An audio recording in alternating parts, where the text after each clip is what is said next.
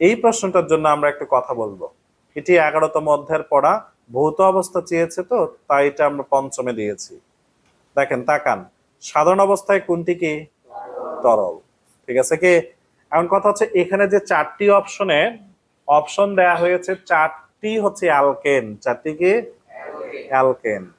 আমরা অ্যালকেন 11 অধ্যায়ে পড়ব, সেখানে অ্যালকেন হচ্ছে বলা হয় অ্যালকেনের সাধারণ সংকেত CnH2n+2।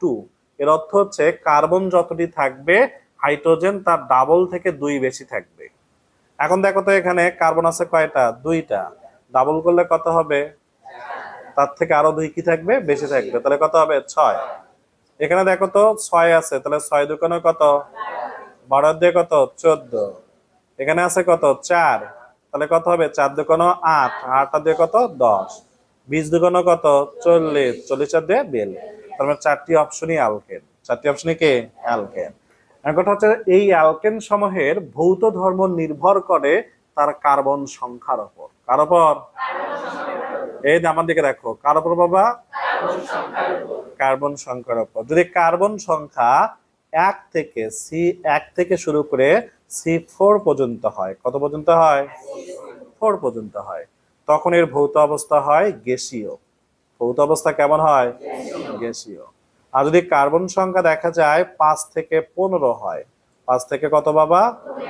15 হয়, তখন তার ভৌত অবস্থা কি হয়? তরল হয়, অর্থাৎ লিকুইড হয়, অর্থাৎ কি হয়?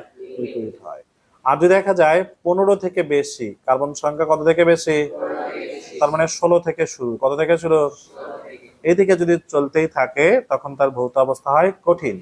মোম গুলো আছে না, মোম, তোমরা মোম দেখো না? এই মোমের কার্বন সংখ্যা এইরকম 16 থেকে শুরু, এর উপরের দিকে, তাহলে মোম দেখতে কেমন হবে?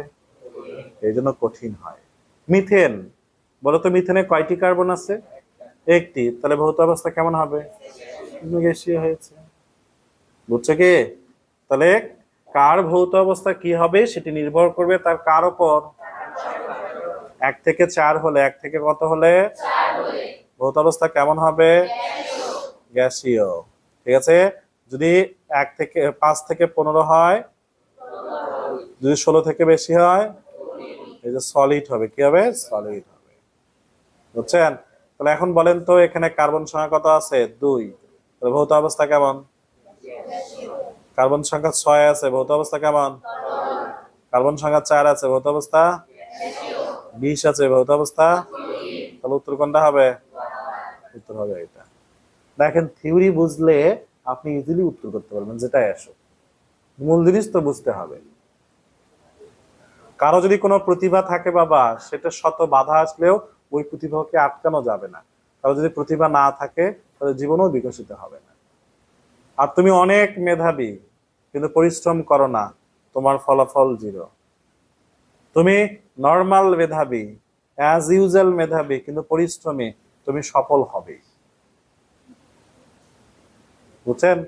আর আপনি যে কোথাও যা পৌঁছাবেন, পৌঁছানোর জন্য আগে থেকেই চিন্তা থাকতে হবে মাথায় যে এই জায়গায় আমি যেতে চাই। যদি আগে থেকে কল্পনা না থাকে জীবনেও পারবেন না। যেটা সম্পর্কে আপনার কল্পনায় নাই, কখনো ভাবেননি, সেই জায়গায় হুট করে যাবেন?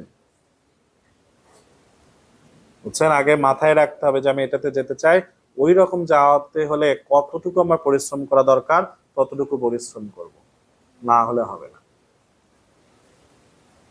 সবাই যদি সমান সফল হতো তাহলে সফলতার গল্প কিভাবে লেখা হতো? কেউ তো সমান সফল হবে না, কেউ ভালো সফল, বেশি সফল হবে, তাহলে তাদেরই তো সাকসেসের গল্প লেখা থাকবে। বুঝছেন? এর জন্য পরিশ্রম করতে হবে। এই যে আমরা এখানে দেখো লিখে দিয়েছি 1 থেকে 4। এই যে দেখো 1 থেকে 4 লিখে দিয়েছি, হলে গ্যাসীয় অবস্থা থাকে। 5 থেকে 15 হলে তাহলে কি হয়? তরল হয়। এবং যদি কি হয় 16 থেকে বেশি হয় তাহলে কি প্রকৃতির হবে? কঠিন প্রকৃতির।